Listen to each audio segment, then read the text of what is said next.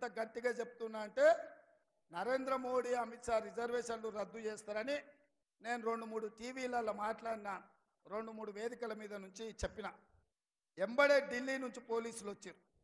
నేను అడుగుతున్నా, నేను చెప్పదలుచుకున్నా, అయ్యా నరేంద్ర మోడీ అమిత్ షా గారు, జేపీ నడ్డా, కిషన్ రెడ్డి గారు, బండి సంజయ్, ధర్మపురి అరవింద్ గారు, మీరు గుర్తుపెట్టుకోండి, 10 సంవత్సరాలు చంద్రశేఖర్ రావు ఇదే విధంగా ఏసీబీ అనో, పోలీసులనో, విజిలెన్స్ అనో, లేకపోతే ఇతర శాఖలను నన్ను వేధించిండు, నన్ను కేసులు పెట్టిండు, నన్ను అరెస్ట్ చేసిండు, నన్ను జైలుకు తోలిండు. చివరికి ఏమైంది?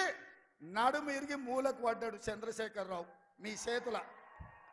నిన్నగాక మొన్న చంద్రశేఖర్ రావులు ఈపులు చింతపండు చేసి ఇవాళ మూలకు కూసబెట్టిండ్రు తెలంగాణ ప్రజలు.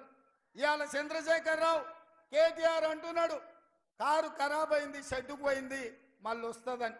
నేను చెప్పదలుచుకున్నా, మీకందరికీ తెలుసు, కారు ఖరాబ్ అయి కార్ఖానకు పోయింది, ఇక అది బాగుపడదు, మళ్ళీ రాదు.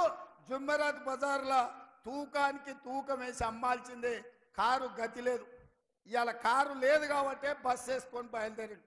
నేను చూస్తాం ఏం చేస్తాడో కేసీఆర్ అని. ఏమి లేదా, మీరు బస్ యాత్ర ఒక్కసారి చూడుండ్రి. తిక్కలోడు తిరునాళ్ళకు పోతానంటే వెనకటికి ఎవడో ఎక్కడానికి దిగడానికి సరిపోయిందంట, వానికాడ చూసింది లేదు, చేసింది లేదు.